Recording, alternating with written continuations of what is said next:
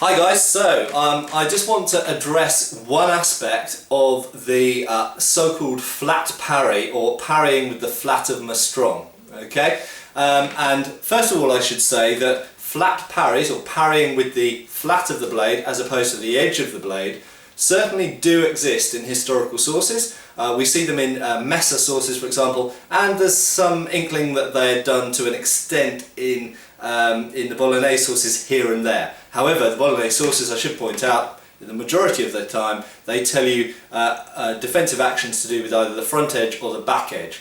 Okay, so right the way through European history, at least based on all of the fencing treatises we know about, pretty much all defensive actions, i.e. parries or blocks or guards, are done with either the front edge or the back edge. Now, it might be the front edge into their flat, or it might be the front edge into their front edge, or front edge into their back edge, or your back edge into their flat, and so on and so on. So there are different combinations. However, predominantly it's front edge into either their front edge or the flat. That's the usual contact that happens. And as I've mentioned in previous videos, even if you try to only use your edge into their flat, or take their edge into your flat, accidentally and incidentally, it will often happen that you do nevertheless clang edges. Okay, so even if you try to only flat parry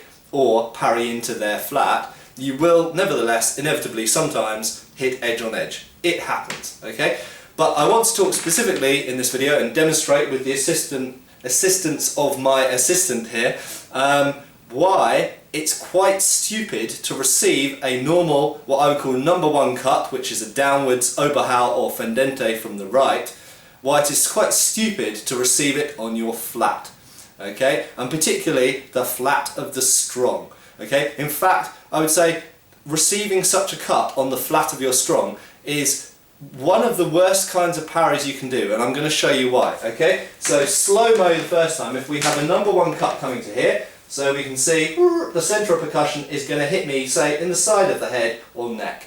Okay, hope you can see that clearly there. So as the blade comes down, if I receive it in the flat of my strong, okay, what happens? Well, I'll tell you what doesn't happen. That blade doesn't instantaneously stop moving. Instead, what happens is it tends to slide down here. Okay, and what's the first thing it meets? My thumb. Okay, so really bad for my thumb.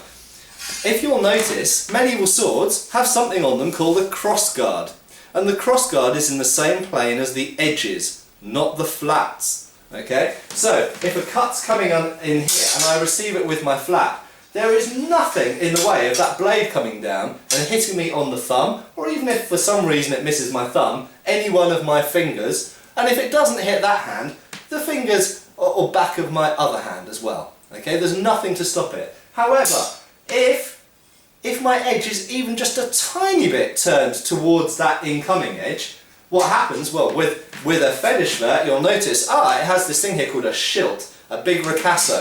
That stops it really nice if I use the edge. Even if I don't have that, it stops on the guard. Because you know what, guys? That's what a crossguard's for. It's there to protect your hands. And it's there to protect your hands assuming that you're going to point your edge towards incoming blows. Maybe not 90 degrees perpendicular, maybe not absolute edge on edge, sometimes angled, maybe 45 degrees. It's not always going to be a direct stop clang like it is in stage fencing or some types of reenactment fighting, or indeed in what you see in movies and such like. However, it's going to be like what I showed here. So diagonal downward cut, bam. My edge is going pretty much 45 degrees into that edge. If it doesn't stop, if it doesn't bite into my edge, which will stop it to some degree, what will happen is it will slide down and it will at worst get stuck on my crossguard. That's what the crossguard's for. Okay kids, thanks. Cheers, bye.